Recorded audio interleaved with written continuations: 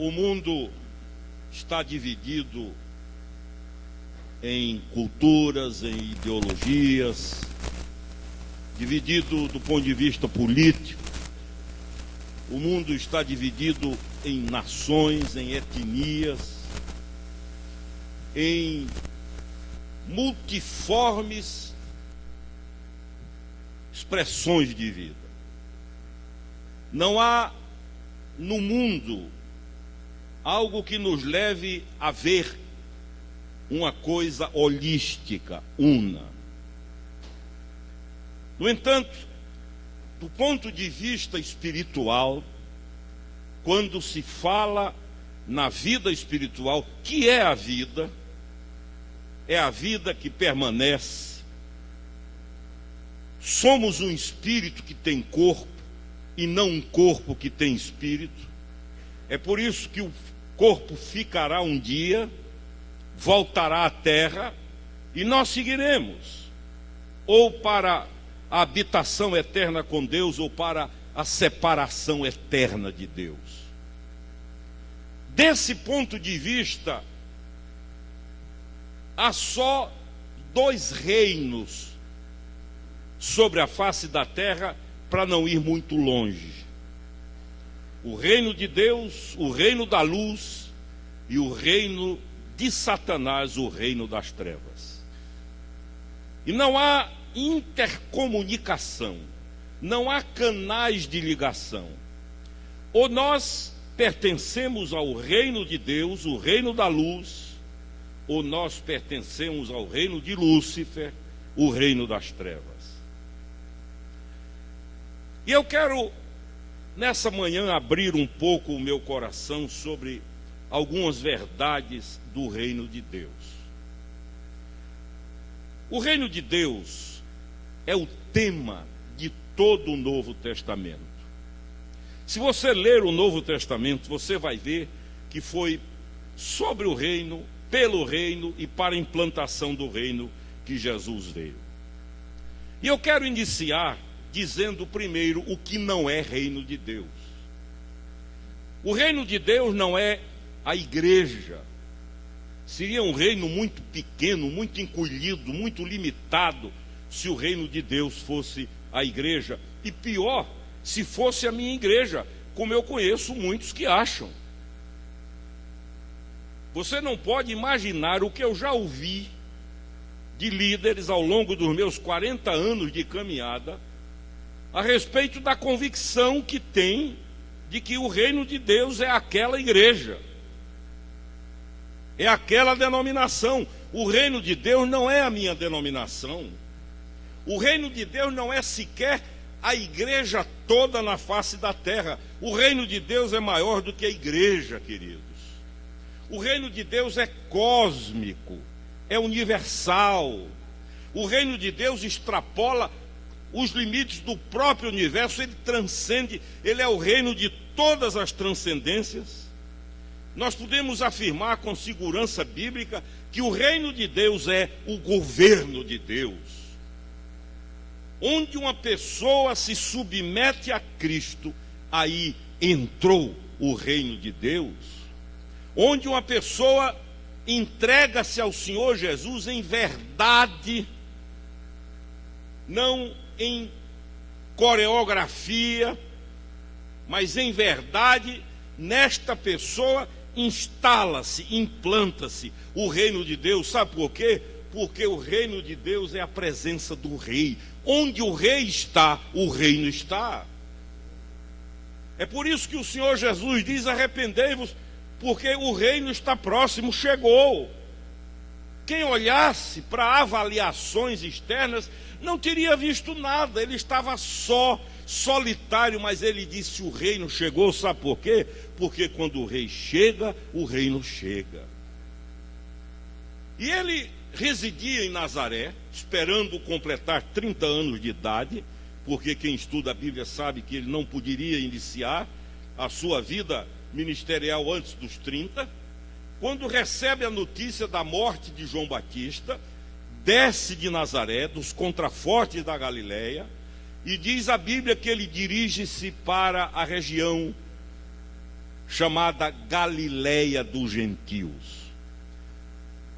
E é por isso que esse texto que acaba de ser lido, para mim, é um dos mais bonitos da Bíblia. Quando diz terra de Zabulon, terra de Naftali, Galileia dos gentios, ao povo que vivia em grandes trevas, raiou a luz. A palavra Galileia vem do aramaico Galil, que pode ser traduzido, do ponto de vista de uma linguagem mística, como mandala. Galil e mandala são sinônimos.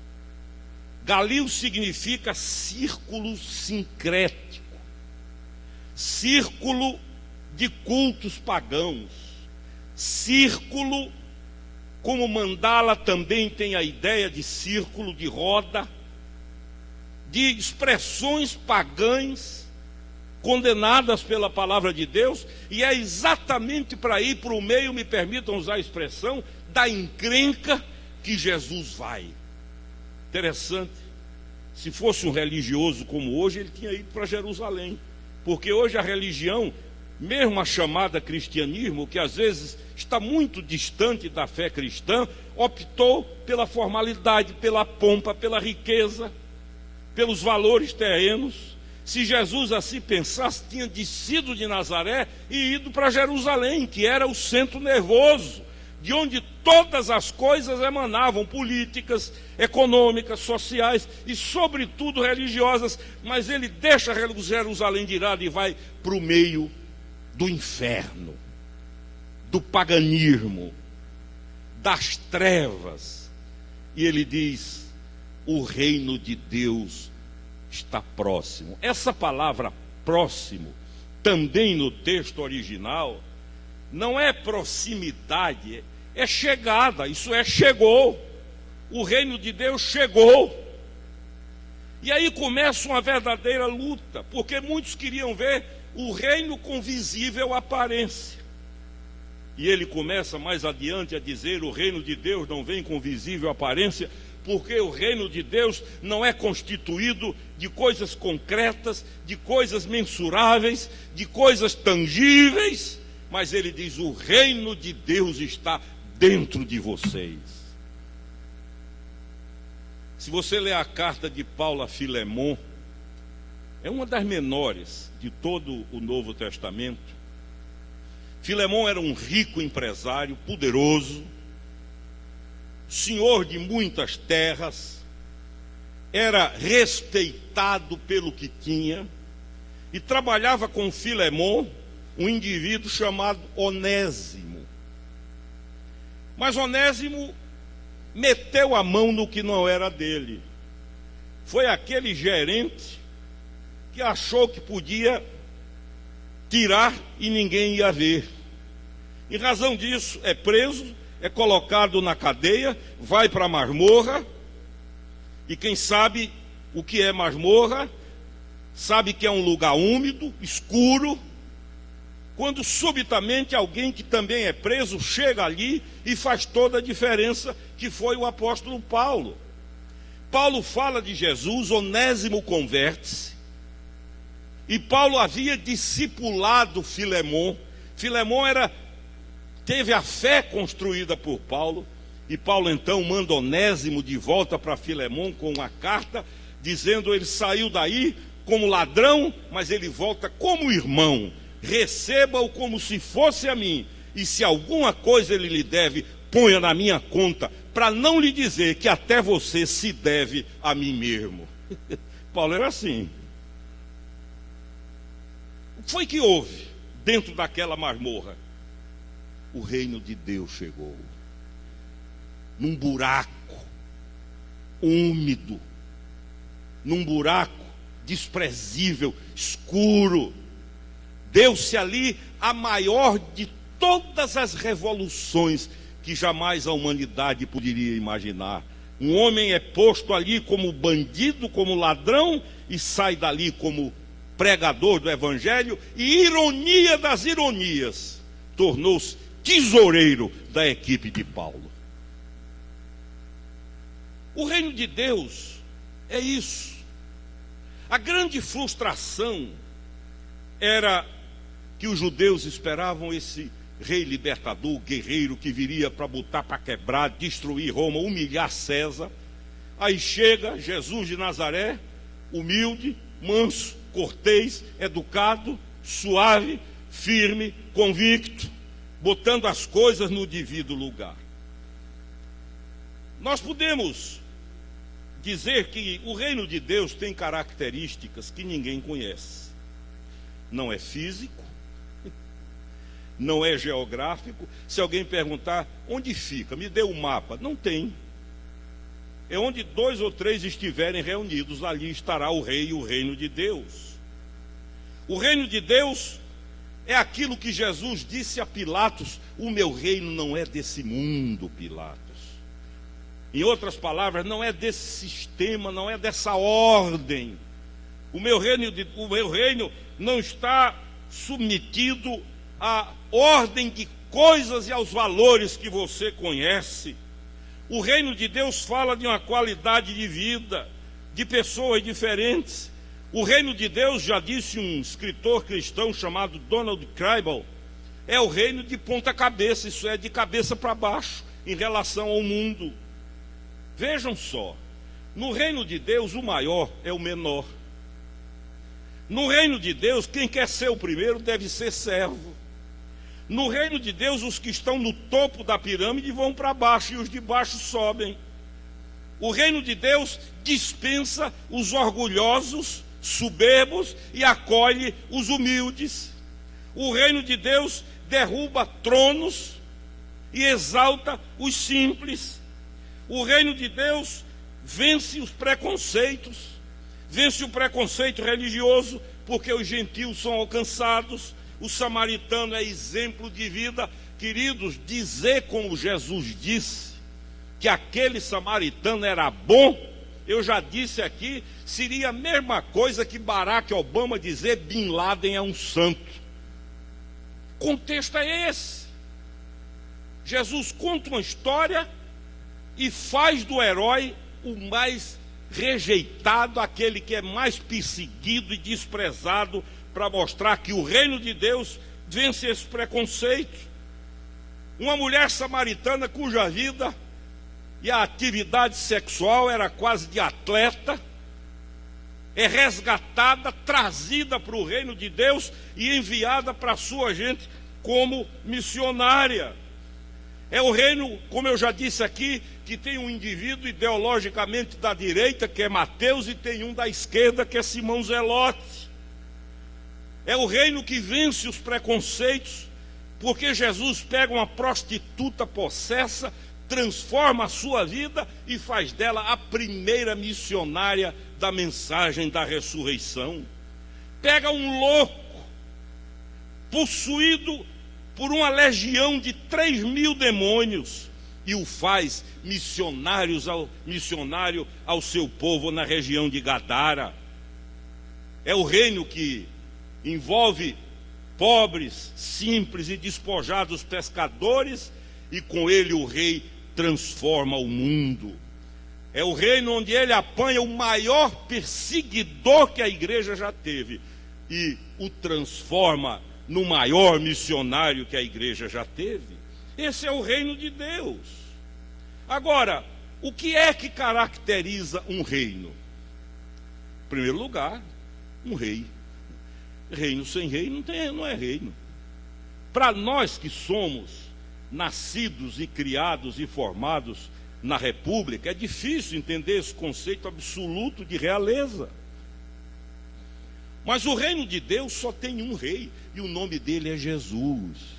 Não é líder, não é pregador, não é pastor, não é ministro, não é qualquer outra pessoa, por mais belo que seja o relatório, porque Deus não transfere a sua glória para ninguém. Viver no reino de Deus é viver submisso ao único que é Senhor, cujo nome é Jesus de Nazaré. Asaf Borba, meu amigão, um irmão de Asaf, morou no meu apartamento. Ainda ontem eu conversava com Carmen, compôs um dos hinos mais lindos que a igreja cristã no Brasil canta, há muitos anos, que fala do reino de Deus. E ele diz: o reino de Deus não é firmado em obras feitas por homens quaisquer. O reino de Deus, e continua, não é ouro, não é prata, não é comida, não é bebida, não é posição. E conclui lá na frente dizendo: o reino de Deus é formado por muitas vidas que se tornaram filhos de Deus em Cristo Jesus. Esse é o reino de Deus. É o reino dos despojados e rejeitados pelo sistema. Quando o Senhor conta a história de um homem que prepara um banquete e diz: levem os convites para os bonitinhos, para os certinhos, para os importantes, para aqueles que são formadores de opinião. Os convites foram levados, todos eles disseram não. E aí o Senhor diz: então faça o seguinte, saiam pelas ruas, pelos becos, pelas esquinas, pelas vielas, pelas favelas, pelos buracos da cidade e tragam para cá quem quiser vir. E diz a Bíblia que vieram cegos, coxos, aleijados, gente portadora de todo tipo de enfermidade. A festa foi grande e o Senhor disse: ainda há lugar. O reino de Deus é formado não por manequins espirituais. O reino de Deus é formado não por modelos morais. O reino de Deus não é um filtro onde somente os virtuosos passam. O reino de Deus é formado por aqueles que podem abrir a boca e dizer: eu fui, eu era, mas ele mudou minha vida. Eu fui prostituta, eu fui ladrão, eu fui bandido, eu fui perseguidor, eu fui marginal, eu fui um indivíduo que tinha prazer em destruir. Eu era como aquele grupo que foi para o banquete. Um foi cego, o outro foi paralítico, e todos se banquetearam e foram curados em nome de Jesus. Esse é o reino. Aqueles que entrarão no céu para reinarem por toda a eternidade serão aqueles que têm uma história para contar. Eu era muito jovem, meninão ainda, mas como nasci na igreja, eu já disse que eu aprendi a andar segurando em banco de igreja. Fui líder de juventude evangélica sem ser convertido. Fui presidente de uma ordem nacional de jovens evangélicos sem ser convertido.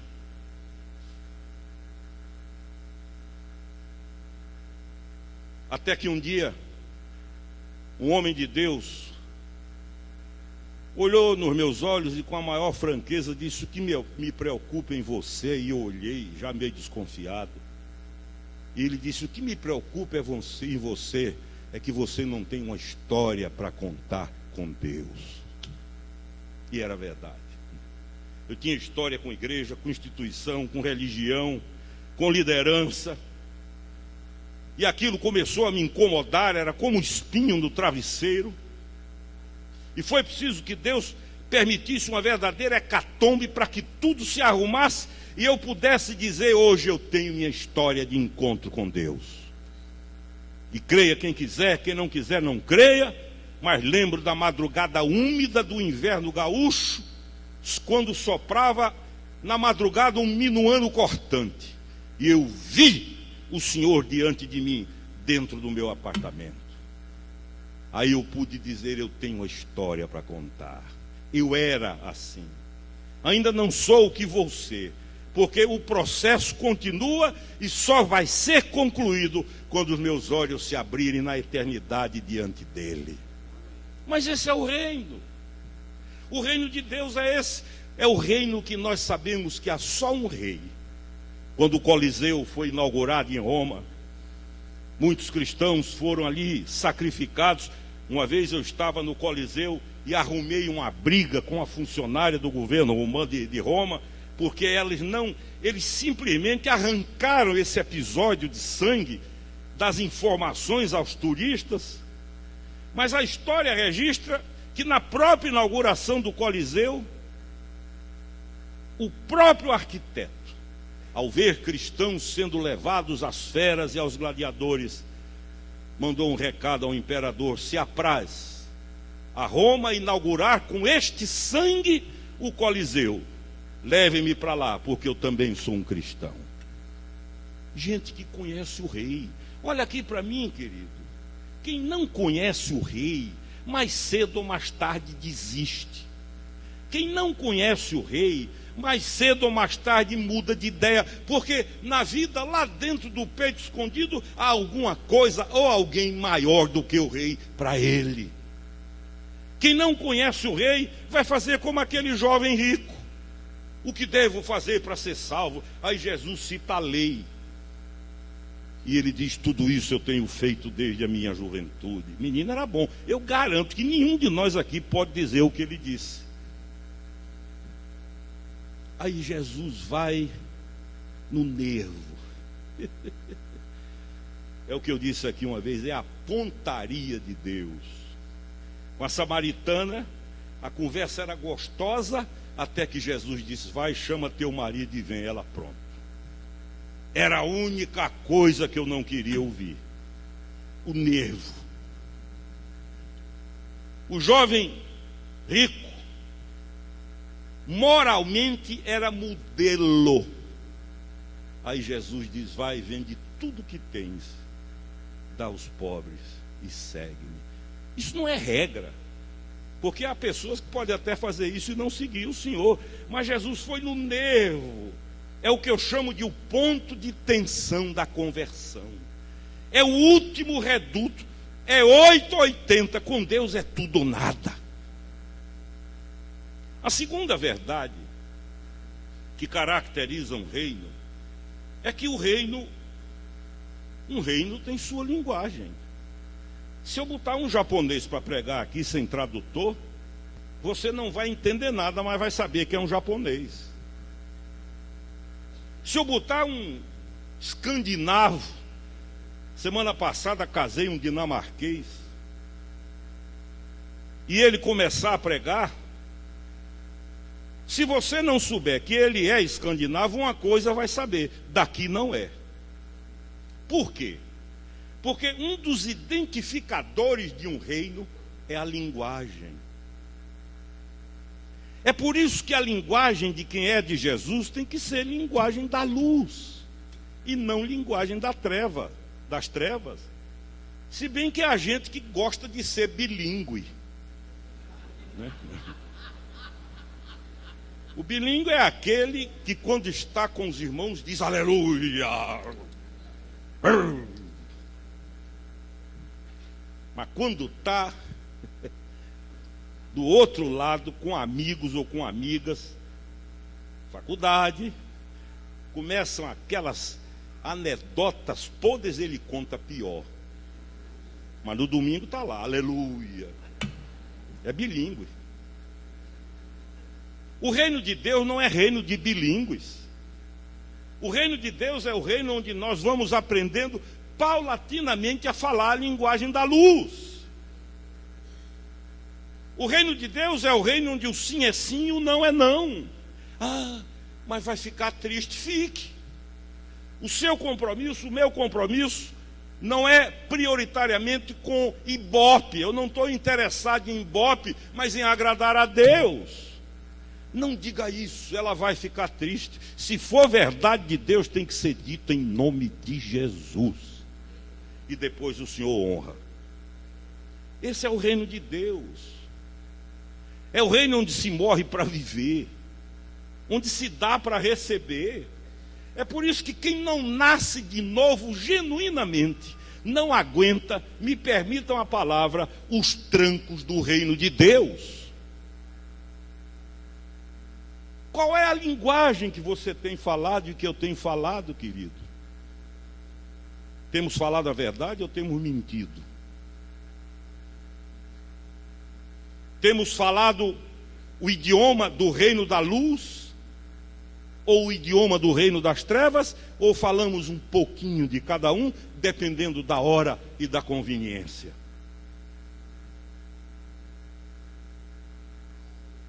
O reino de Deus, em terceiro lugar, ele não é visível aos olhos humanos, porque ele não é feito de fora para dentro, ele é feito de dentro para fora.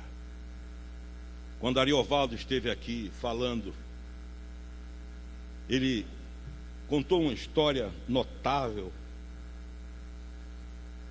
de que os romanos nunca puderam entender o reino de Deus por isso. E ele citou o caso de um indivíduo que era dono de escravos, explorador de escravos, e não havia quem pudesse convencê-lo de que aquilo era errado, até que um dia ele conhece Jesus, Jesus se mete na vida dele, entra visceralmente, é uma permanência intestina. O Senhor enche os espaços da vida dele, e ele, por iniciativa própria, libera os escravos. E disse Ariovaldo, ali naquela vida acabou o Império Romano e nasceu o reino de Deus.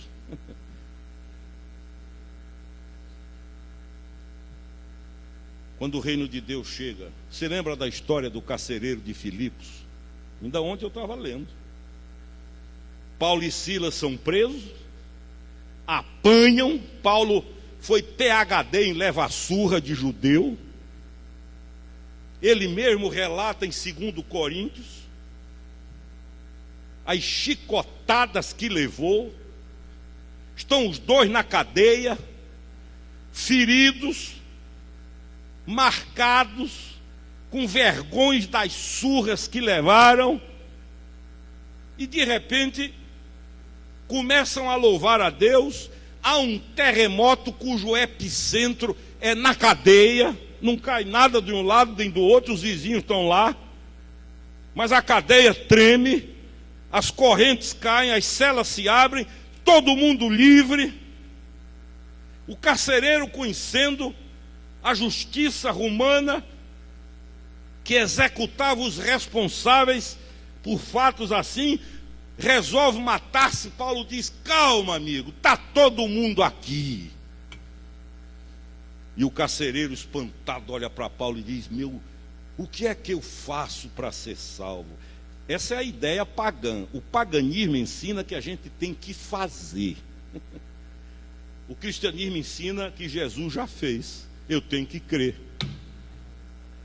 Quando você vê o cristão que quer fazer isso, fazer aquilo, é gente que já andou fazendo por aí, que vem de uma cultura de fazer. Acende uma vela para Deus, outra para o diabo, é despacho aqui, é coisa ali, e vai fazendo, é um esforço, é uma agonia. O carcereiro, ele era romano, ele era pagão. Tanto que a pergunta dele tem a lógica da cultura. Ele diz: o que é que eu faço? Aí Paulo dá uma raquetada de lá e diz: crê no Senhor Jesus e serás salvo tu e a tua casa. Meu amigo, não tem nada para fazer, está consumado, está pago, está quitado. O maior preço que nós temos que pagar é crer. Crer e tomar posse em nome de Jesus, porque o que é dele é meu, quando eu dele sou. Agora, o extraordinário nessa história é o seguinte: é que esse carcereiro começou à noite dando surra, descendo o chicote. Paulo e Silas, diz o texto, estavam cheios de vergões, de hematomas. Quando o dia amanhece, o carcereiro está dando banho nos dois e fazendo uma sopinha quente. Ele não foi para nenhuma escola de correção.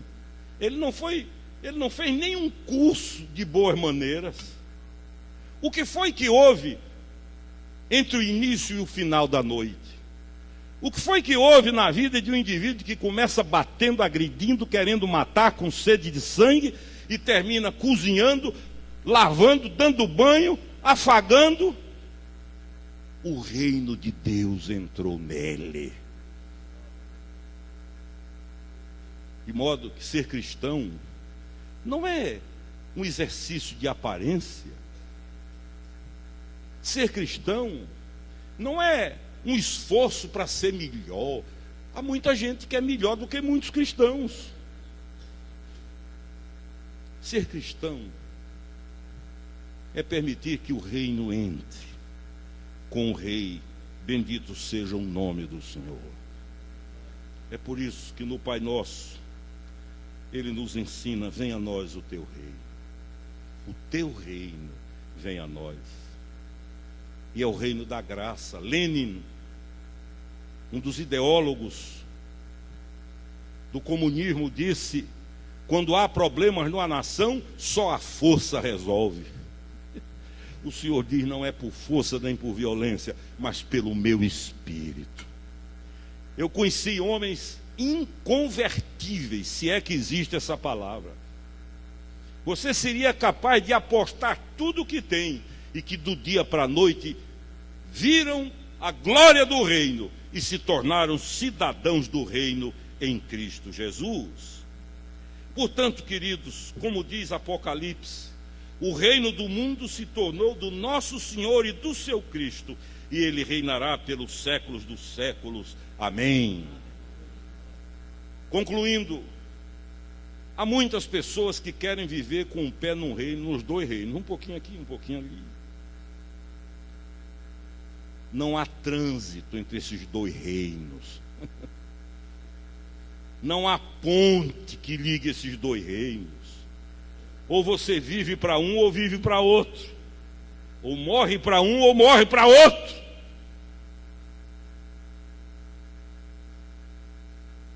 Paulo diz que a mesma fonte não pode fazer sair dela água doce e água amarga. O grande problema é que muitos de nós nos conformamos com a aparência de cristãos. Todo mundo acha que nós somos cristãos, então tá bom. Quando eu morei nos Estados Unidos em 82, 83, no Natal, eu saía para comprar alguma coisa de ornamento e lembro que num daqueles natais eu comprei um pinheiro artificial. Agora, se eu botasse aqui, você só ia saber que era artificial se eu dissesse. E eles ainda vendiam um spray. Você dava umas borrifadas e ele ficava com cheiro de pinheiro. Tinha cor de pinheiro, tessitura de pinheiro, aparência de pinheiro, cheiro de pinheiro, mas não era pinheiro.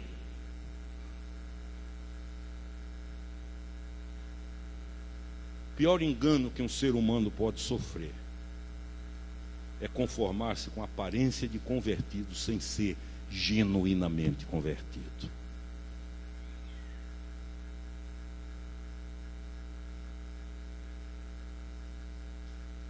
O reino de Deus não é o reino da diplomacia, dos acordos, não é o reino dos radicalismos, mas é o reino da radicalidade.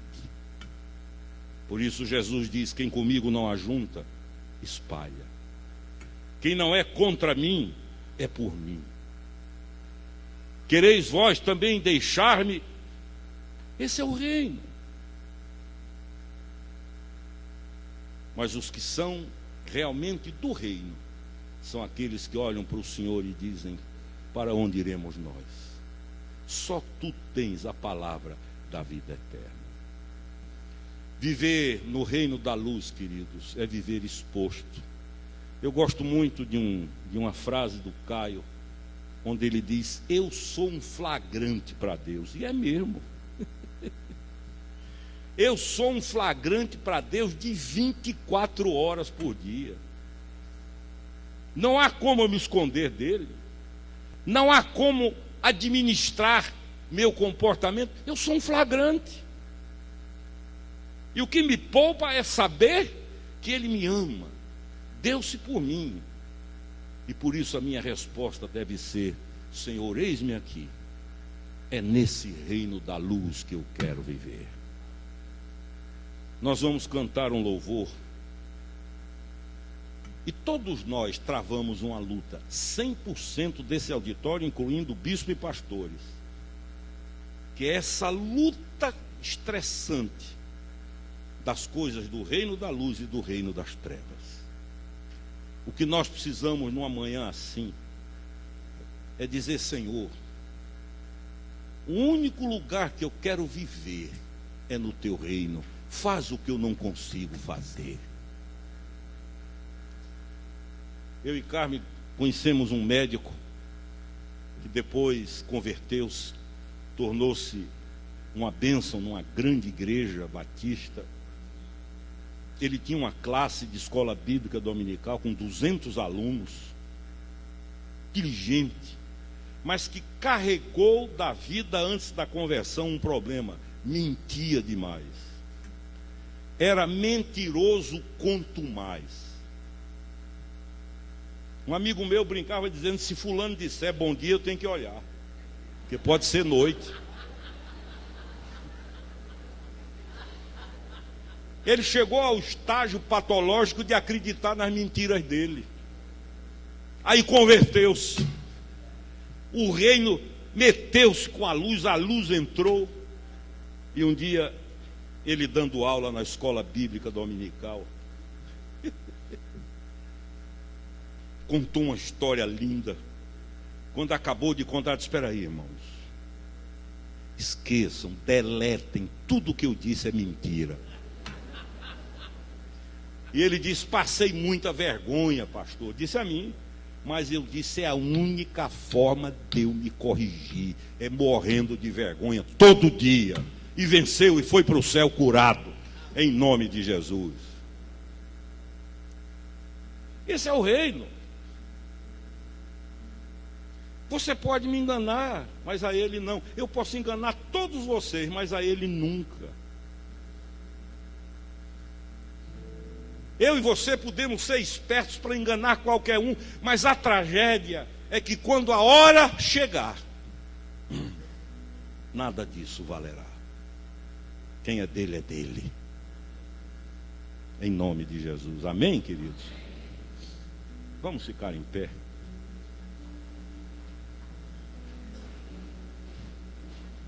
Deus sabe que eu estou muito abaixo dos padrões do reino.